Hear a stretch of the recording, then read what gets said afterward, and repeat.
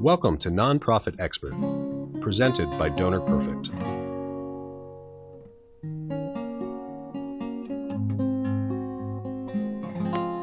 Robbe Heeley, and thank you for joining us for Nonprofit Expert, presented by Donor Perfect. This year, we're talking with experienced nonprofit professionals in our Career Insights series. And today, I'm so lucky to be speaking with Eileen Heisman. Eileen's had a very distinguished career, most recently retired as the CEO of the National Philanthropic Trust. And in her journey as a professional, she's had several interesting positions and many interesting experiences. And she's going to spend some time now talking with us about some of those and how that informs the way she thinks about the future of our sector.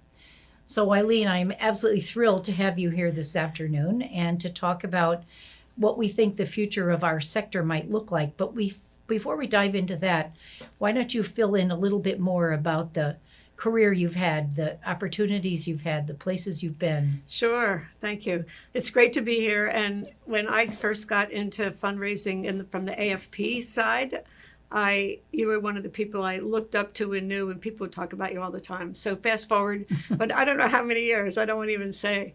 But it's probably several decades. Yeah, several decades. It's fun for me to be here as well. So I started out thinking I wanted to make the world a better place, right? That was my goal as a pretty young age, like way before high school. I mean, I thought making the world a better place was a worthy goal. And nobody said to me, go into business, make a lot of money.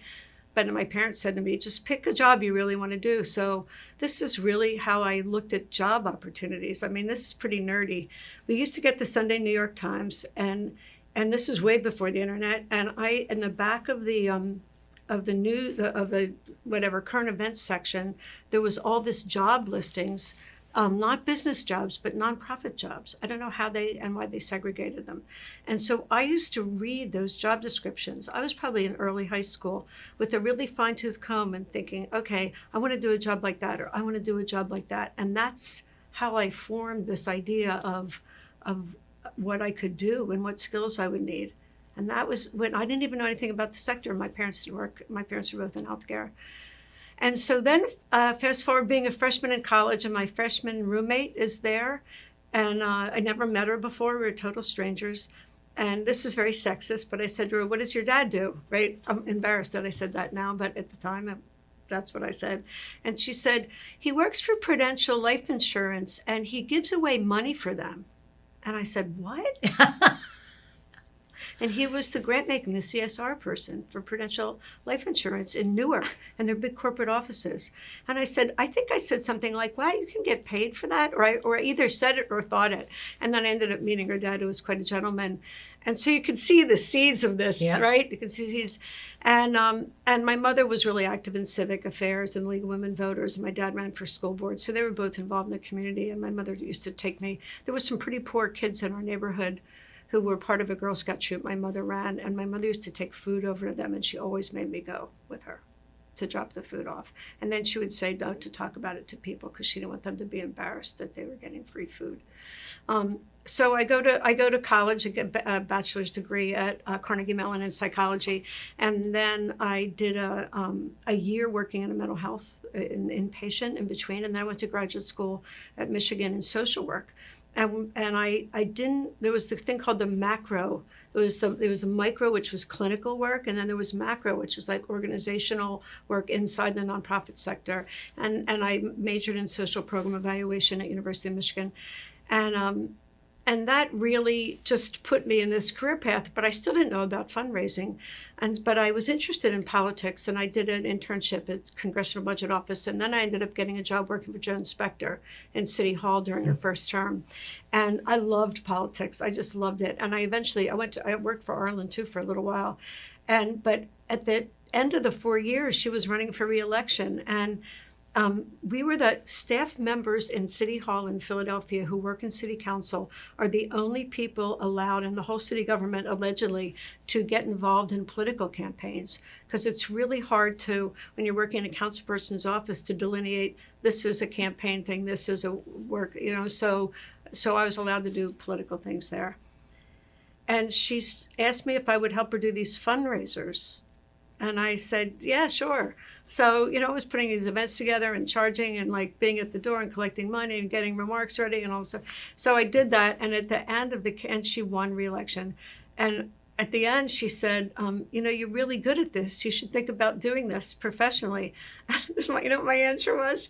Good at what? That's What funny. I literally, what are you talking about? And she said, fundraising, people get paid for it. I said, they do? The power of a mentor. And she said, yeah. She said, you should really think about it. And then I left her office, and she kept in touch with me, and I was having a hard time getting a job. I actually couldn't find a job. And somebody said that I should consider professional fundraising, charitable fundraising, relative to political fundraising. So I did a bunch of informational interviews, and I ended up rearranging my resume, which at the time I typed on an old-fashioned typewriter. Didn't we all? Yeah. And I started interviewing, and I interviewed I got a job offer at Drexel, and the person who was running Drexel Development then, nobody really liked her, so I wanted to work for people that I liked. And I ended up doing 7 interviews and got my first charitable job at the Philadelphia Foundation. I was their first interesting. development officer. It was 1987, and they had never had anybody raise money before. 1987.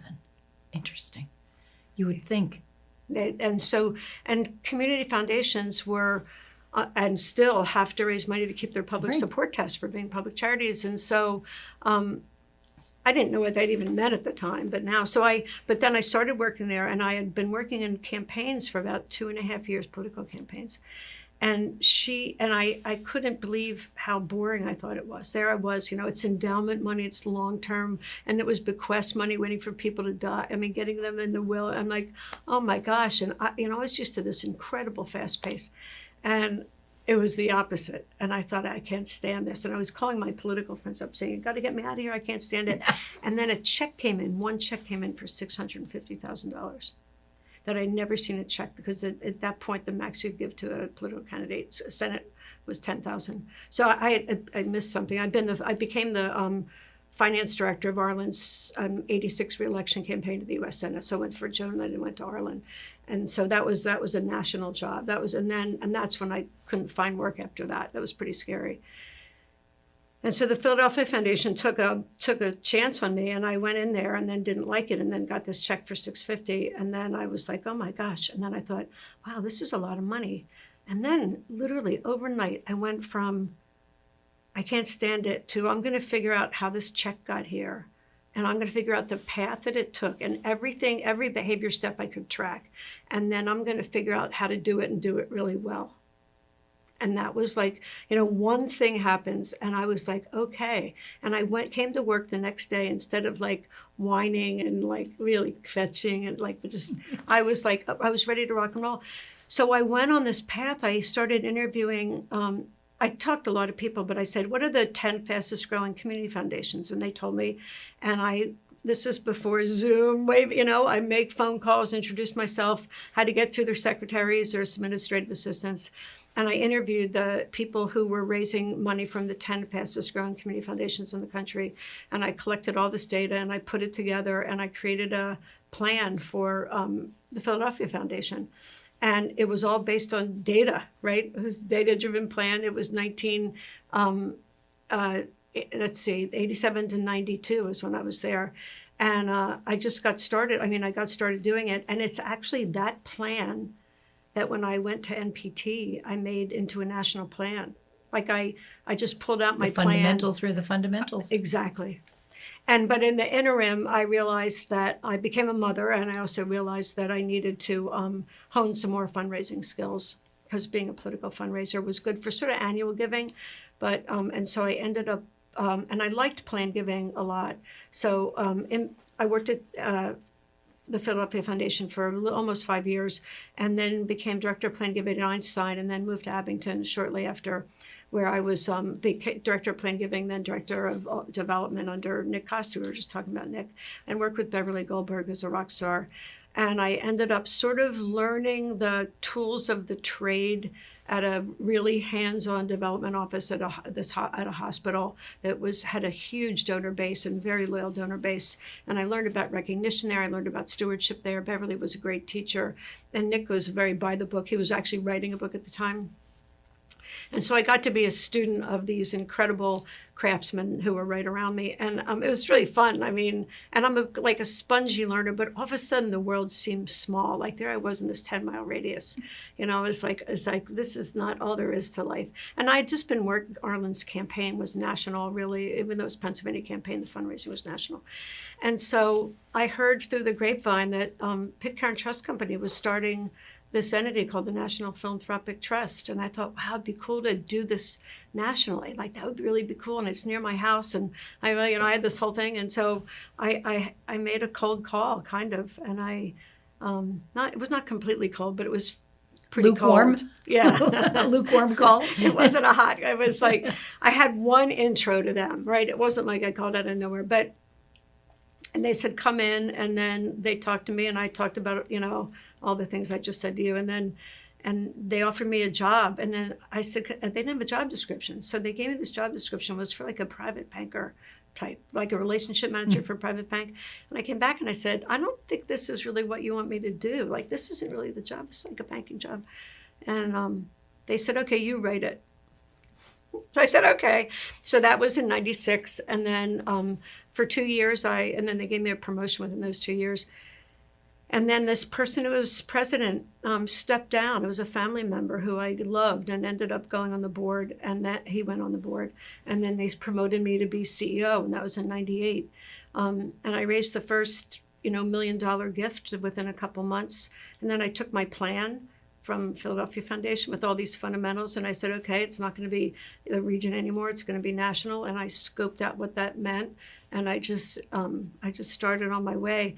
And when I left after being CEO for 26 years, we had about $42 billion in the bank. We had raised $63 billion in aggregate. We had given away about $30 billion in aggregate. And at one point, really not the year I left, but the year before that, we'd become the third largest grant maker in the world. And I always would say, you can't give it away unless you raise it. And so I was always in there with my fundraising lens on, always. I mean, I never was a great grant maker. I never liked the grant making side.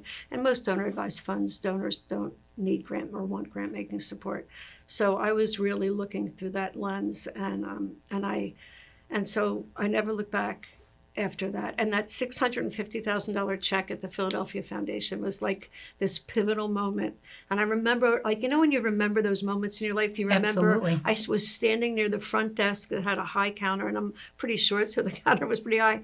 And I remember opening the check, and because it was so big, but I had only been there for a few months, because I was a development person, I could get credit for it. Though it was a bequest that had been left years before by a woman from Fidelity Bank. I actually got the whole story. Called the trust department and said, we just got this check. Could you tell me how it got here? But you're talking about relationships over decades. Yes. From the little girl reading the New York Times job postings to a college roommate whose dad winds up being an instrumental mentor, even if organic. By distant, kind of a... Exactly. Yeah. Exactly. When she would hear his daughter, my roommate, used to talk about what her dad did. She would talk about it. I said, that's really interesting. Yeah, it's interesting. And I think, I don't know about you, but when I was in high school, I had my career path planned. You did? Oh, absolutely. What was it? I was going to work for the Girl Scouts. So I wrote to the Girl Scouts of the USA and I said, if I'm going to get hired by a Girl Scout council after I graduate from college, what should I major in? Well, that's working backwards. I do that a lot. They said, be a teacher. And I'm like, I don't want to be a teacher. That's one of those careers that women were always getting pigeonholed. Well, it was before Title IX. Right. And it was before women who had children kept their jobs, which I realized was very controversial at the time. But anyway. And had summers off and were off, all the things. Yeah, 2 or 3. So I tripped across. I was a counselor at a Girl Scout camp in the summer, and in the CIT, the counselor training program, and one of the staff was doing an undergraduate degree in recreation and outdoor education at Indiana University. I'm like, that sounds like me. So I actually did an undergraduate degree at Northeastern in recreation therapy and outdoor education and fully intended to work for the Girl Scouts forever. And after 6 years of working in one Girl Scout council, I decided the woman in the council next to me needed to be my mentor. And before she realized she'd been tapped for this high honor, I said, I'm going to apply for every job she posts until she hires me. And the first one she did was a director of fund development. And she hired you. And she hired me. She said at the end of her search, she had a Girl Scout who'd never raised $1 and a hospital fundraiser who knew everybody in town but had never been a Girl Scout. And she thought it was easier to teach fundraising skills than the culture of Girl Scouting. And the late Hank Rosso was still alive. Yes. And I went to his fundraising school, and that was the So she put tipping point. mission over experience. Mission over skills. That's really interesting. Well, and I think that's probably pretty smart. Well, because you probably stay longer, right? Because you're already demonstrated that you're in love with the mission, right? You lived it. You wanted to work there. And Yep. she didn't know. When did you tell her that you were going to apply for every job? Did you ever tell her that? I don't know.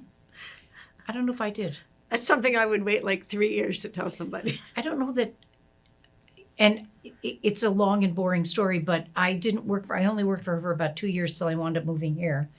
And when this chapter, the Philadelphia AFP chapter, named me Fundraising Executive of the Year, I happened to be in Rochester, New York. This was up in Syracuse, Geneva, actually.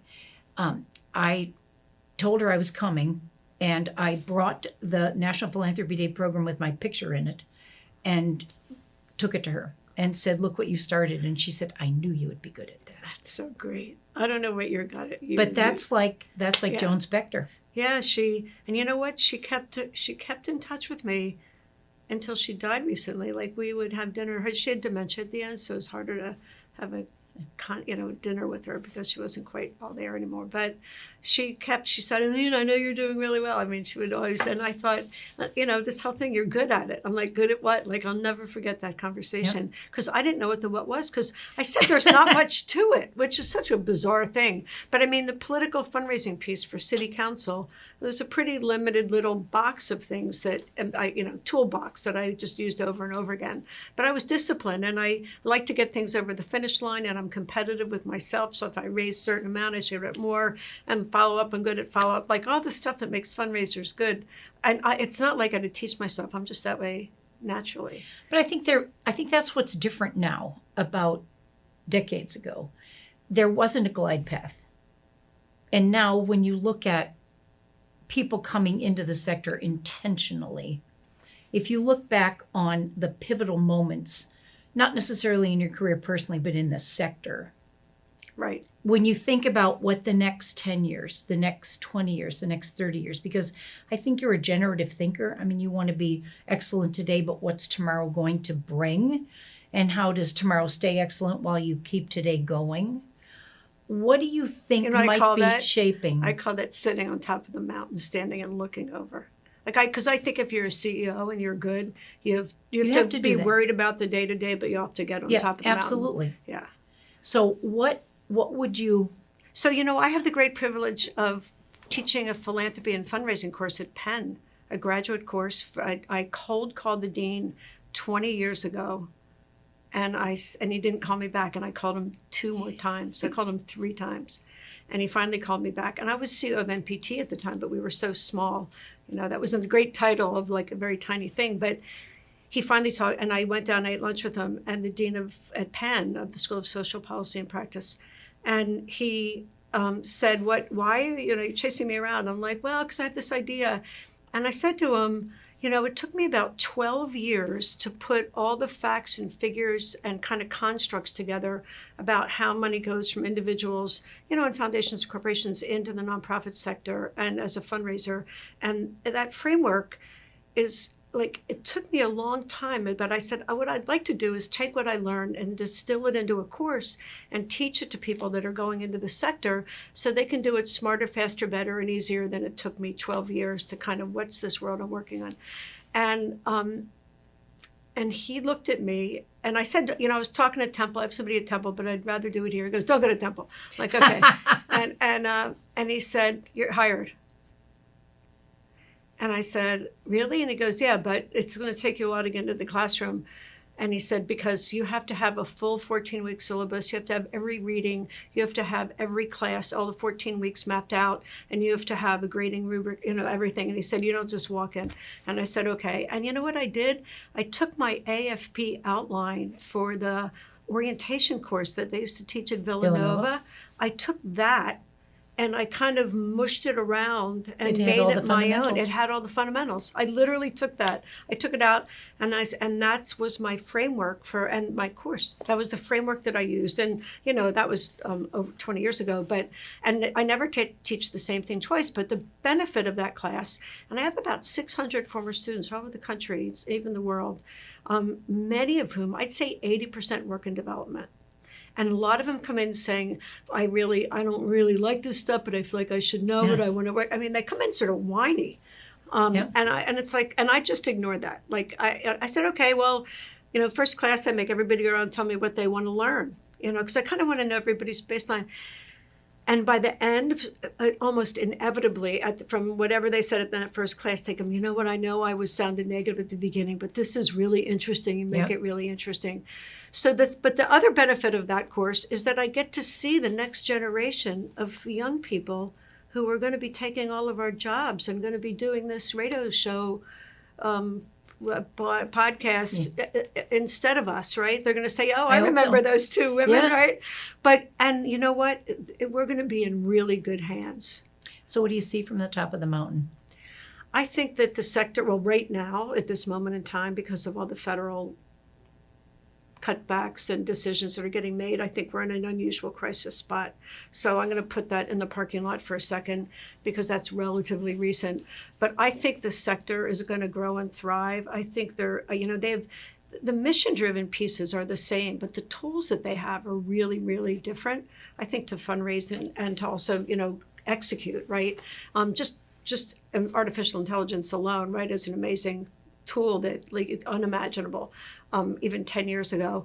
And they're committed to mission-driven organizations. They know they're not going to make as much money. They want to exercise their ability to make the world a better place. They often come with years of experience. There are very few of the people who, when they get this graduate degree, it's nonprofit leadership, are right out of college.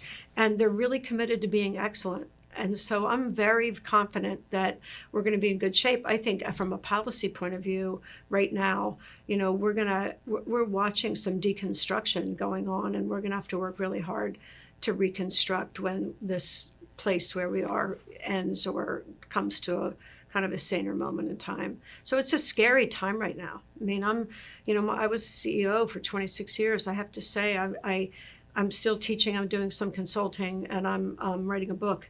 And when I'm watching what's going on, and I watch it pretty closely, I still have my subscription to the Chronicle of Philanthropy. I read, I talk to people like you, and I have an Inside the Beltway lobbyist who I talk to a lot. And I'm teaching, right? So you have to stay current when you're teaching. But I think that we're going to be in a maintenance shrinking mode for a little while. And it's just sad. It's heartbreaking, actually, to me personally and professionally. But I think when it comes to personnel and talent, hugely talented people are coming through my class. And, LaSalle has a nonprofit leadership program. I teach the course at Villanova. You teach the course at Villanova. Gratz College has a fundraising track for their nonprofit. And, of course, Indiana's there. I mean, there's so there's a lot more academic interest in the nonprofit sector. You and I learned through the seat of my pants, right? Yep. There was nothing. There was hardly any formula. AFP, right? And the plan giving. That's where you learned. And I used to go to every AFP lunch and breakfast. I never missed a Franklin Forum because... No, you couldn't. Yeah. And I went to the New York Fundraising Day often because if I didn't learn that way, I wasn't learning. And the Chronicle of Philanthropy barely existed, or Nonprofit Times. Yeah. When I was first starting. So there was no body of knowledge. I think there's a body of knowledge now, and so I worry about people that just lean into the sector without learning anything. Yeah, I think I've thought about at least 30 different lines of conversation we could have. But it's interesting to me, I think about 2009 when the mortgage banking crisis and the economic downturn. And of course, that was not a political crisis as much, well, tangentially it certainly was. but it was an economic crisis, and people would be crying out, the nonprofit sector needs to step in. Well, and of course, we'd been there the whole time, but when the need was less obvious to folks, there was no hue and cry. And I'm expecting that now, that with people struggling and healthcare being diminished or food resources being diminished or services for people experiencing homelessness, the hue and cry will come back. The nonprofit sector needs to do something. And of course, it's such a double-edged sword, because the reason for the crisis is reduced money and the impact on jobs. And it's just this vicious cycle. And I hope you're right. I believe you're right, that it'll be somewhat temporary and we will get through it. But the recovery will be painful. And we're probably going to lose some talented people in the sector who are not going to want to endure it. But, the burnout, I think the burnout in the sector, and especially fundraisers, but when you're in a crisis, when you don't have to do your job every day, or you think you can do something else, at some point you might say, I don't want to do this anymore. I never got to that point. And I went through the downturn in, 99 to like right around 2000, that first internet kind of explosion where these companies that didn't have a real product or service had these high valuations, and then they tanked and a lot of things blew up. And then that 08, 09 with the mortgage crisis, and then there was around COVID, Absolutely. Yeah. And then here we are now. Now is less, the market's so volatile right now. It's just watching. And, I have to say, I've always been a fan of the business world. I never was thinking, oh, these are the bad guys. And so I watched the business world because I knew they were our donors. And and when I in my class, I always say, are you watching the business? Like, are you reading the business section of the, people reading digitally now, the paper, right? And a lot of them say no, almost like I'm interested in the nonprofit sector. Like, that's not, I said, that's not my time out. Yes, time out. is. It is a part of your world, right? Yep. It is. The economy dictates a lot of things that cascade into the nonprofit sector. And I think it takes a certain kind of thinker to think that. But when you talked about being on the mountain, I think we have to hunker down. We're probably going to be expected to do more with less, which is kind of ridiculous. But it's the constant hue and cry for us. What? I've been in this business since my first charitable giving job since '87.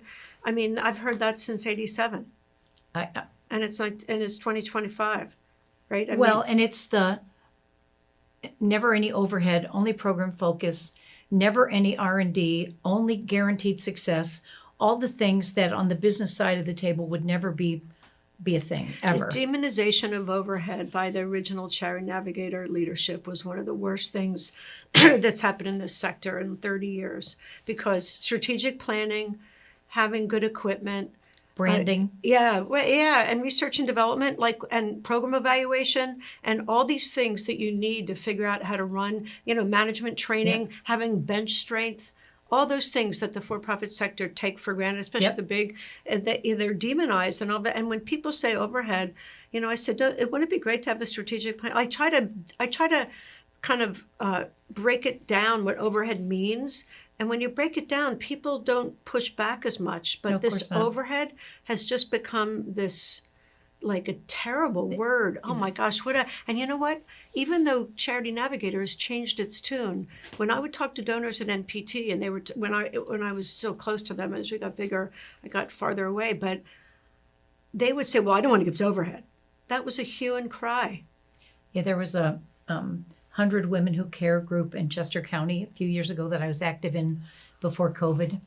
And in their model, the way they did it, any member of 100 Women Who Care could bring a nonprofit to present themselves to be one of the ones you'd consider that night. And one person, you could set your watch to her raising her hand first and asking each person, what's your overhead percentage?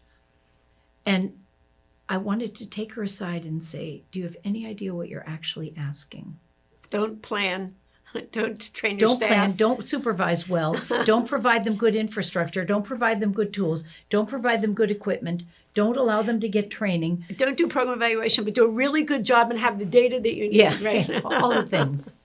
So Hello. I had a chance to talk to Art Taylor when we were developing this series, and he had an interesting comment about future professionals for the sector. What did he say? Well, he talked about the people in government who are either being terminated or opting out, and that he believes they could be a pool of very interested, committed individuals who might find a home in the nonprofit sector. Because in his experience, many of them went into government through the same motivation, to do public service, but on the government side, not the nonprofit side. Is he right? I mean, probably partially right. I mean, whenever there's a outflow of a bunch of people, and that's really been a tragic one, right? Fired without It certainly cause. has been. If there is, if there are people who want to do that, do I think it's an easy transition? Probably easier than other places, but I think there's still a body of knowledge and a culture of the sector that's probably different than the government. But I mean, they are working to make the world a better place. I guess it depends on what department and what they're like, and what their skill set is like. I mean, the thing that's amazing to me, and you probably remember this, is that when we were younger, fundraising jobs, like getting your first fundraising job, was pretty easy, right? Well, that's because people thought anybody could raise money. Right. And so now, though, it's actually really hard. And I'm saying that relative to these government folks because, getting your foot in the door, you have to demonstrate competence. You have to demonstrate that you're aligned with a mission, that you have the skill set to do the job. Do I think it's a pool of people? Yeah. I mean, do I think they could jump right in? Some probably could, but I think a lot of them, it'd be a culture shock, I think. Yeah, it's interesting when you think about I don't know about you, but people I know who are looking for development officers can't find them because they're jobs and people who apply, but not qualified people who apply. Right. So I think that's another big piece. Earlier you mentioned artificial intelligence. I'd love to circle back to Yes. that. As I think I just finished co-chairing the task force that rewrote the AFP Code of Ethics. And as we've been doing the rollout. It's so great that you do that work. It was. Are you still on the board, the national board? Oh, no, I finished that in 2010. Wow. Okay. So it's been a while. But I feel like you're still there, right? Well, when they ask me to do something I feel I can help with, I say yes. That's great. But I honestly think this Code of Ethics project is probably my last big one because I think there's so many other talented people who need a chance. I just want to get out of the way. Yeah. But the last piece of the launch of the new code was in Seattle at the International Conference. And every time I've done a national presentation or regional presentation, the number one question I get asked is, what's the standard on AI? And I say there is none because there are no standards on tactics. There are two standards that apply. One is don't overinflate your skills. And the other one is don't steal intellectual property. So those fit together. But if we think of AI as a tool, and I know some people are worried that it's going to replace human beings doing work. I don't. And other people think it's some kind of mystical evil thing. And some people think it is the biggest solution to every problem we've ever had. How do you see Those it are great fitting into buckets. our work? So in my class, it's been an issue for a couple of years. And my first year that it started to come, when somebody speaks English as a second language and they submit a paper 3 times longer than it has to be in perfect English that sort of sounds robotic almost. I'm like, this person didn't write this. And I've had foreign students for almost the whole 19 years. So I'm used to slightly awkwardly written English. And it's like, and all of a sudden, it was like, what? I didn't know what to do, right? And so I called, and Penn was really, at that point, still kind of formulating their thoughts about it. They're much more sophisticated now. But I think it's a tool, but it's not the end result. And, I joined this group of people called Life 50 of former chiefs who are now in retirement age, but still really active and healthy. And I just went to a meeting in Miami with them. And it's been one of the most fun things I've done since I've stepped away from my job. And they were talking about AI a lot. In fact, it was a huge topic. And they were talking about having it be a first draft. I think this is a great metaphor. If you have a really complicated email on a topic, you can have it do a first draft of something, but you should never send that draft out. You should you use it as an outline. And so I think when you come to think of it that way, because it might be pulling from inaccurate data, or it might not be your point of view, or it certainly may not be in your voice, but it may give you a framework that would help you from your own sense of what a first draft might look like. And so in that sense, it could save you a lot of time. I use it when I'm not sure about something, or I think I know a fact that I heard somewhere, but I'm not positive. I'll use it and say, could you tell me the fact about this or that? And it'll come back, and then based on that, I might ask it a second or third question. And then I would go out and do my original research and just use that as a tool. I think if that's the only tool that you're using and you're not putting any of your personal intelligence or thoughtfulness or other research, it's terrible. I think you should use it like you would use the encyclopedia. I remember Wikipedia when it came out. Yep. People thought it was terrible. And I actually have in my own syllabuses, you cannot use Wikipedia as a source because it's all secondhand information, right? And so that seems like a little bit drop in the bucket now relative, because Wikipedia couldn't write it for you. But, this idea about writing a paper, one of my assignments is writing a direct mail piece. And they have to pick something that they either a place that they've identified or a place where they've worked or have been a donor to. And they said, well, that's a pretty AI-proof, assignment. Then I thought to myself, well, you could ask the AI to write a direct mail piece, right? Why not? Yeah. And so it's going to be our generation, and everybody's struggling with this. I mean, I'm also involved at Carnegie Mellon, where I went to undergrad. And when I had this pen problem, I went to this committee, this national committee that I'm on, and the dean's there of the school where I graduated from at CMU. And I said, can I talk to you about your policy on artificial intelligence? And I told them my struggles, and they were struggling about the exact same thing. And so the whole world's struggling about it. And I think the internet, when we thought it was we didn't know what the internet was going to be 20 years ago. Mm-hmm. It was, and you didn't know how it was going to be used. I think we're right at the beginning, that scary point, but I think we're going to need to incorporate it in and figure it out. And I actually enjoy, at first I thought it was horrible to use it. I actually enjoy using it, but I'm careful about what I use it for. I was just at this session where they were doing a teaching thing about it, and the guy who was teaching it said, you can teach it how to talk in your voice. And you can, so they can give you something. You say, I don't think that's accurate. I want it to be more similar to other things I've done. And so the guy said, you have to be bossy. You have to push it around. And he had this whole strategy about being the boss of the AI tool that you're using, and don't let, and don't ever take the first response to be the final thing.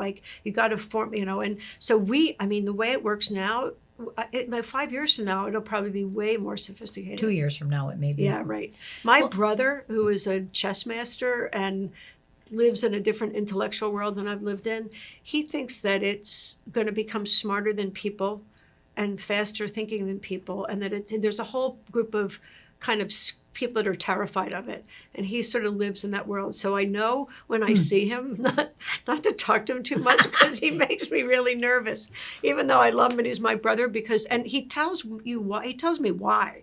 He's not just being a sensationalist kind of Chicken Little, the sky is falling. And I said, yeah, Danny, I know that sounds like it really could happen. What I was supposed to say is that he's actually making sense, but I kind of refuse. Don't you remember when Google searches were first a thing? And you could search for anything and you could get all this stuff. And you still had to organize it, right? Of course you did. And you had to filter out what was true, what was false. And you'd go to the library into the reference section to research whether what you got from Google was right.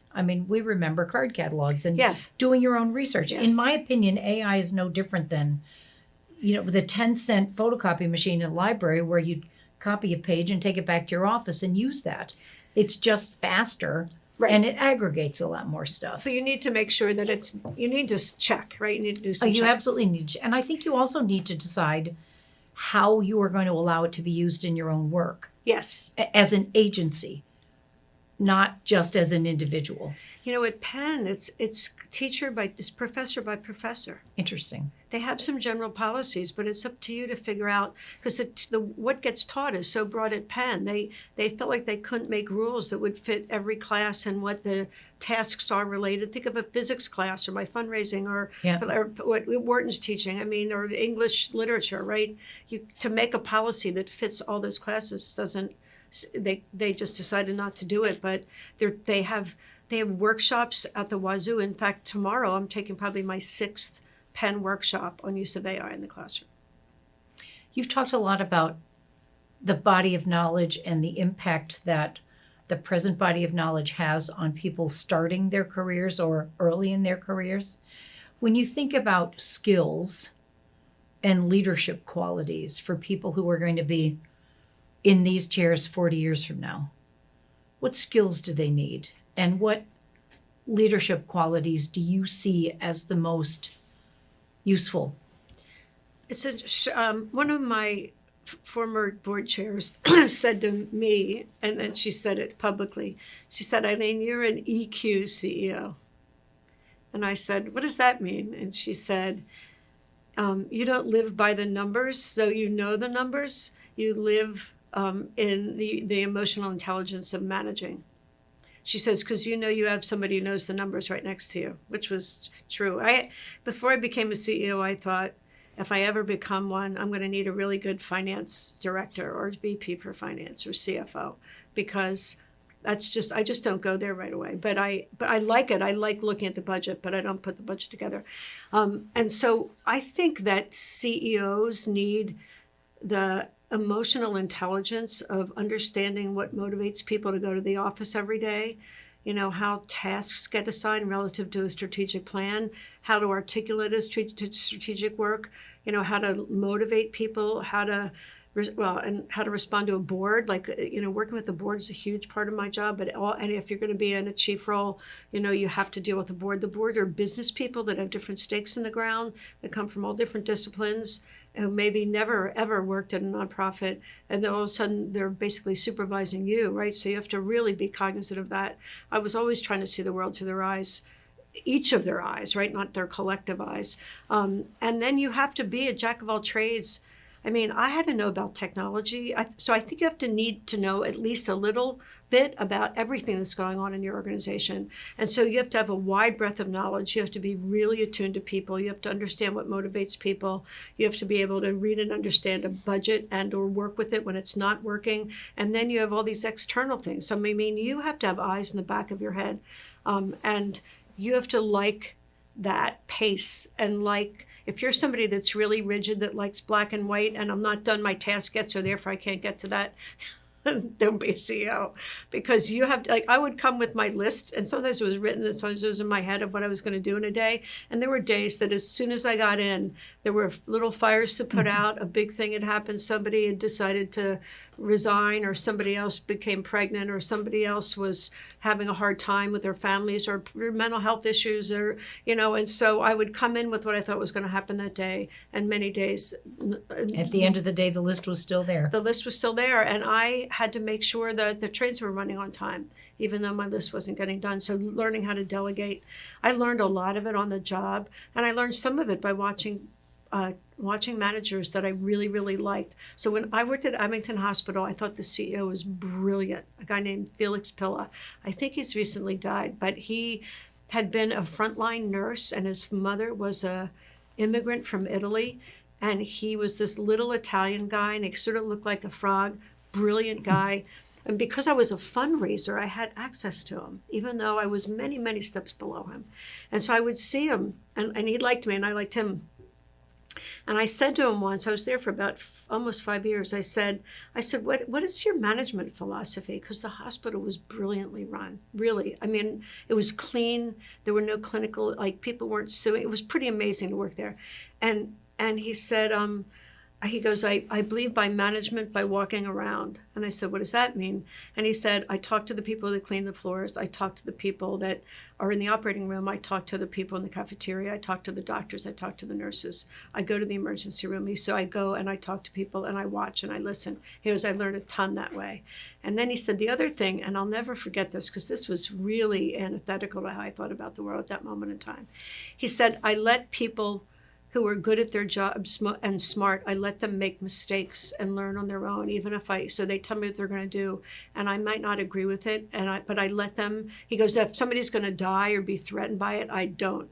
But he said, day-to-day management things, if I don't agree with them, instead of me dictating that, I need to be grooming them and growing them as managers. And he said, sometimes I'm wrong, and sometimes they just find another way to get there. But he said, and I let them learn from that, and it's really important to let that happen.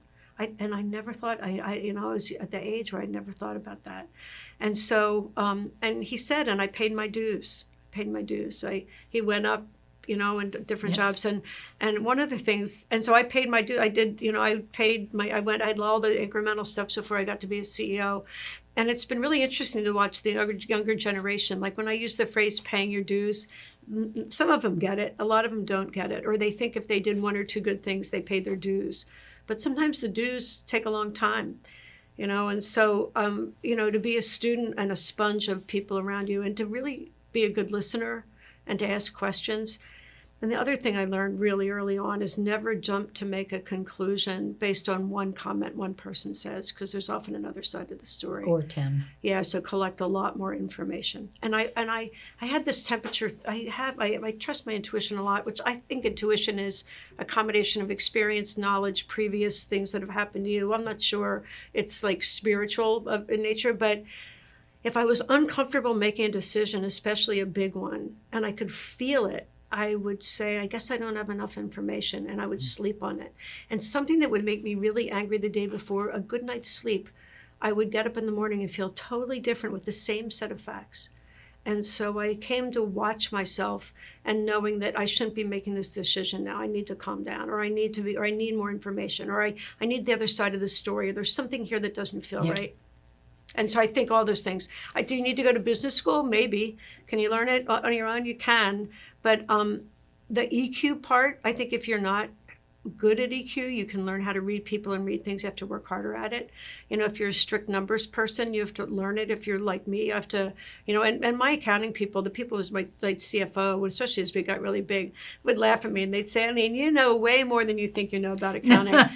But it took me, it took me a long time. I had to figure it out. And I used to say at the beginning of the budget season, treat me like a really smart 12th grader or, senior in college, because I have a high ability to learn, but I just go slower. Like you don't talk like you're talking to another person who has an accounting background.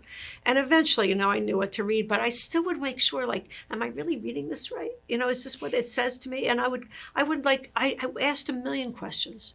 You're talking about admitting out loud what you don't know. Yes, I always did. Well, and I think that's something that we're trained never to do. So if you're going to be successful, you have to go against your training. Because I think that's one of the things that hold the sector back. I think especially with board members. But, we don't want to be on a board with each other and come in a room and... I agree with you. Board members have this thing where if you're just smarter, you would be working in the for-profit sector. So I always suffered the most when I felt this criticism was coming at me. Don't wear your pretty little hat about it. So if you want to make me crazy, say that to me. But more... I'd like to see the person who said that to you. Man, but more like, well, if you really had your act together and you're really smart, you would be working in the for-profit sector, and you're not, so you're working here instead. And I thought, you know what? Mission-driven work to me is sacred. I feel it's sacred. And I feel like charitable fundraising is sacred. And I feel like when somebody's making us responsible for the money that they've earned to put it to good use for a mission, what a huge responsibility that is, and how morally difficult that is, and how seriously I took that. Every day I thought about that. And this idea that I'm not smart because of it, what does that mean, number one? And number two, how did you come to that conclusion? Well, exactly. Did you figure that out? No. I Well, mean, work it on was that. an arrogance. I heard a guy from who had worked at Bain that started what's the spinoff from Bain that was the nonprofit consulting firm. Anyway, so he said, this is really interesting. I went to a Stanford Executives in Philanthropy program. He said the difference between your for-profit salary and your nonprofit salary for the exact same job is an exact measure. That delta is a measure of the emotional satisfaction you get from doing that work. So you could be making that much more, but you're choosing not to because there's something inside of you that makes you want to do this work about the world. And I heard that was probably 18 or 19 years ago. I went to that program, and that has stuck with me because I could have gone into I actually had one job in the for-profit sector, and I felt like I had my wrong size clothes on every day. But I thought, you know what I did? I gave up income. But what I was able to do every day, and especially in my work with NPT, where the numbers got so big, was get that emotional satisfaction of satisfying this wish I had when I was 8, right? That I wanted to make the world a better place. And it manifested itself in all these ways, in all these different ways. And there's something about the people that tell me that if I was smart, I'd be don't understand that. It's like, it's just a foreign concept. It makes you wonder what their primary driver is. To be on the board even, or just in life. Exactly. Yeah. Both. Yeah. Both. We could do a whole conversation about why people serve on boards, so maybe we'll save that for another time. Yeah. But you also said something about the hospital CEO giving people room to fail. Yeah, I thought that was brilliant. Actually. I think it's brilliant, but I also think it's so unusual because in this sector, He would tell me that too. we are not allowed to fail because then the vigilantes say we've wasted money, we've wasted precious resources. I hope as the next generation of leaders comes into the sector, they will have less handcuffs and more ability to experiment and get it right. I mean, and that goes back to the overhead issue. How do you know if there's a better way to do something unless you've do tried research. and Yep. failed? Tried and failed, right? I mean, Right. That's, I mean, how do you know that electric lawnmowers are better than old-fashioned mowers or better than gas-driven mowers? Because you tried them and it didn't work. It did, boy. But and you do that in the sector, you have to really be careful. And everybody wants data, right? This whole thing, data-driven, evidence-based. Like I totally get it. But if you don't have the money to get it to do that, or it's hard data to get. And because some Especially of the stuff is longitudinal data, I was yeah. just going to say that, I mean, then what data do you use? There's this whole thing about outputs versus outcomes. You can measure outputs, but you can't Very measure easily. outcomes easily. And so, that all spills back into this. Well, you don't really have data. You don't know what you're doing because we don't have quarterly, financials, right, that prove X or Y, right? And we don't live quarter to quarter, right? In our sector, living quarter to quarter would be nutty. What are you going to prove in a quarter of trying to solve a social problem in like a 3-month Even a period? year. Yeah, a year, Yeah. Exactly. So, because I studied program evaluation and I almost got my first job. And I walked in, this is true, I walked into this place and they had like this really dusty computer. Remember when computer paper was folded like this and had little green stripes The on it? scissor paper, and it had the holes on the sides. Yeah, exactly. The green So bar it paper was- with the holes on It the was side. stacked like this. And so this was a job I was interviewing for. She goes, well, you're going to be the program evaluation person. I said, yeah, that's what I studied. And she said, well, you have to go through this stack and figure out what all the data means. Oh, And it was like literally dust, the whole thing. And the whole room was dust. And that was you've going to been hire in me. there since the dawn of time. Well, you know what? I said, not at that moment, but I thought there's no way I'm taking that job. And it wasn't that I wasn't interested in the data. It was the daunting sense that it was in this back room that was all dirty. And this was And nobody what it had meant. paid attention to it. And what was the driver for them trying to fill the position then? There was new federal mandate at the time that said if you're going to get money from HHS, you have to have data to prove it. So here's this little graduate student from So we'll jump through this hoop. University of Michigan who said, "Oh, I was a graduate by then, but I'm not doing that." I thought, you know what? Is that principle in medicine, rule out. where you like, I love that principle. Yeah. I explain it to people all the time. They look at me, but you try things, then you realize ruled out. Like, I don't want to do that. I worked in frontline mental health. I didn't want to do that. Ruled out the stack of paper. And then I got into politics and I thought, I'm not ruling this out. And then I started fundraising. I'm like, I'm not going to rule this out. So you sort of by these experiences, you get to like have these things to say, okay, I really like that. I don't want to do that. I did always want to be a CEO though. I did. Oh, interesting. That was never on my list. Really? Why not? I didn't want to do operations. Oh, I actually like the operation stuff. That's why you did, and I didn't. So we were talking about boards. Yes. And why I don't want to talk so much about why people volunteer to be on boards. But if you were advising someone how to think about populating a board for the next 5 years, 10 years, how do you think that's evolving, if it is?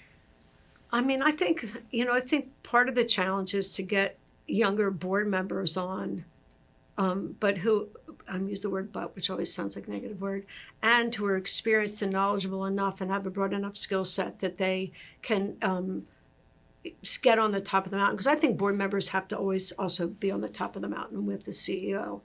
And I'm not even sure they understand that. Because if there's somebody that are drawn to details, getting on the top of the mountain can feel like, what am I doing here? But it depends on the size of the organization. But I think boards are going to really need to be a mix of talent, just like they are now, talent, age, experience, and a willingness to give time, to a mission. Hopefully they're going to love the mission. I mean, you shouldn't get on a board or get on a staff, right, unless you absolutely love what the organization is doing. And so you definitely have to filter for that.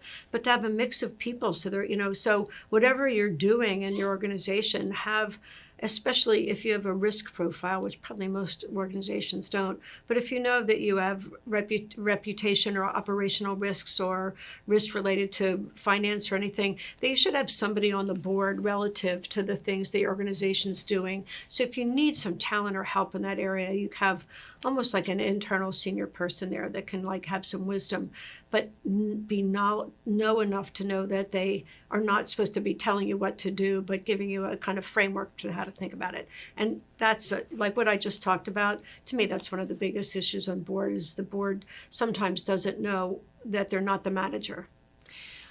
My opinion about that, and I'd love to hear your thoughts about this. My opinion about that is it's an unusual board member who actually gets to do strategy in their day job. They You're right. typically are implementing tactics. So into the boardroom they come with skills in implementation, not skills in strategic planning or generative planning or any of that. So the lane they're traveling in their day job is the same lane as the staff. So teaching them how to get in the lane, and I think of lanes not silos, because in silos you can't see each other. In lanes you can. And if somebody's in the breakdown lane, you get off and help them. Sometimes you're in the same lane. Sometimes you're in your separate lanes. But I think we don't spend enough time teaching board members the difference between strategic governance, generative governance, and operations. So No, I think especially small organizations. I have to say, because I was with NPT when it had 0, and at the end, the kind of people that wanted to be on the board, that we could recruit to be on the board, was like night and day. And so the early board was really different kind of person, and probably more like what you discussed, what you mentioned. As we got bigger, we got people that were definitely more strategic because they had more senior jobs. But but nobody trains them. Nobody trains board members, and I don't have experiences with them going to training programs where they know that it's, what they call nose in, hands out, or whatever that metaphor is, that they don't know where that line is, and they don't know. And part of my job at CEO sometimes was to be that intermediary when I felt that they were telling staff people exactly how to do their jobs, was to get them to back off a little bit, because there's no way the people that are there every day working we had really long hours, and people worked really hard at NPT. And often, I worked every weekend, every evening. Like I worked every day of the week and worked on my vacation. But my subordinates, my immediate chief people reported into me, if a board member was telling them how to do their job and they're this talented individual that we recruited, it's like they don't sit every day in the organization and do it. And people would get mad at me. I would call the board chair and I'd say, so and so is doing this, or I would do it myself. I would call and I say, we should talk about what a good way to get and have an information exchange. And right at the end, after my many years, I said to my board chair, I said, I didn't do everything the board told me to do. And she said in a somewhat interesting way, I know. And I said, well, first of all, if I'm being told to do things in like completely opposing directions from different board members, turn right, turn left, go straight, go center, I have to make a decision about what I think is best. And I, so when I had enough there's a phrase, chutzpah, right? Kind of guts to put that time out. And I'm sure the board members got mad at me occasionally, but my underlings didn't feel that comfortable doing that. And so I would try to kind of find a way to educate the board member at the same time and train the staff to figure out how to set those boundaries. But some people learned, some people didn't learn, some people didn't care, some people didn't know. How big was that board? At the end, about 14. They were all really smart, talented, really accomplished. And a lot of them were so busy, they didn't have time to do that. And they came and they were on the investment committee, they were on the finance committee, they were on the risk, the audit and risk committee. But it's really a hard part of one's job. It's really hard because we did an onboarding, but the onboarding was like who we were. It was to describe the departments and the function they did and looked at the audit for the last year. But it wasn't about your general, here's your responsibilities. It was always assumed that they knew that. And they don't. Some did. Shame on us, yeah. Some did. But you've referenced small organizations several really times. Hard, very different. Yeah, I think it's... very different. And sometimes they do want to run it. Sometimes you can just feel they want to jump right in. I often think that board members who are severe with staff have experienced that in the workplace. Yes. And so they think this is their chance to be severe with someone else if that's happened to them. Scary. It is scary. But I think it's human nature kind of writ large, and we don't think about that. And as the next generation of nonprofit leaders are coming in at a very different time in the formation of the sector, because I think it was still very much making its way. Fundraising as a profession was certainly making its way. It wasn't even seen as a profession. Right. The associations only just had its 60th anniversary. And of course, fundraising existed long before that. But when those trade associations formed is when it was starting to get its formation really going and create a body of knowledge and look at ethics and all of those practices. But I think in the year 75, it's going to be very different than it was in year 25. I think it's great when board members go to training and go if you can get them to go, but a lot of them don't have time or don't want to. The training has to be really good. Really good. Or you have to take the training to them. We do, and it has to be relevant for that moment. Because I think if they learn something relevant for that moment, then they'll actually come back for more stuff that may be a little less immediate. But it's... You have to be, I think like any learning, you have to be ready for it, right? You have to be open to it, ready for it, ready to receive it, ready to lean into it, ask questions. You can't sit there and say, I know all this stuff. You have to be really present. And so you need good facilitators. And it also needs to be, I think there needs to be a lot of interactive parts to it. It shouldn't just be a talking head. Right? You'd lose me in a moment. I think in my class, I do lecture, but we break up into small groups, and there's so much talent in the class. We watch videos, we do all this stuff because there's learning. There's information that can come from all these different directions, including each other. And I thought, I can start the framework for it, but hopefully by what they're reading and listening to. I assign videos. It's just interesting about how people learn. I think that somehow there's this notion that you're on the board, somehow you automatically know it, and it's not true. Well, and I think that feeds back to my earlier comment. We're not allowed to admit what we don't know. Yes. So you confirm the assumption with silence. And hopefully if we recruit well, I think we find that out and we give people permission, even in orientation. Well, and I think you need to have an open door, if you can, with the board members to say, you might hear something you don't understand. If you don't want to raise your hand, write me a note. We can have, or like, don't hesitate and try to just be an open door, non-threatening. The donor advised fund world is pretty complicated. And so it took our board members a couple years to figure out all the things that were going on. And so that patience of that 2 years or whatever was like ramping up of, what are they catching on? And people who were on a committee knew what that committee was doing, but they didn't know what the other 5 committees were doing. Right. And so then you got this siloed knowledge. I mean, it's, I've been on a university board. I was on Arcadia's board for a while. And it was not easy and I never worked at a university. So it was like, what's going on here? But it was a small place. It was pretty folksy, but I remember not knowing, even though I was a CEO at the time, I was on the audit committee. I thought, why did they put me on the audit committee? I actually understood audits really well because I had sat through our audit lots of times by then. And I thought, wow, I actually know this. But, which was so strange because I didn't want to take an accounting class in graduate school because I was afraid I might fail. But this idea of what they come in knowing and then how they learn the other things and who teaches them and how open they are and that there's a culture of asking questions. But I think it does look to me that when they're in a group, if the staff is there especially, you don't get a lot of questions. Well, I think the who is the most important piece because who do they relate to? What's their structure? And it's not to go to every single staff person they want to talk to, which doesn't mean there's a firewall, but it does mean there are boundaries. And there's a difference. Right. And I mean, the other thing is that you're not their friend, but you need to have a friendly relationship with them. Of course, absolutely. And respectful. Yes. Yes. And when they say something you don't like or agree with, you have to be really careful about how you navigate that.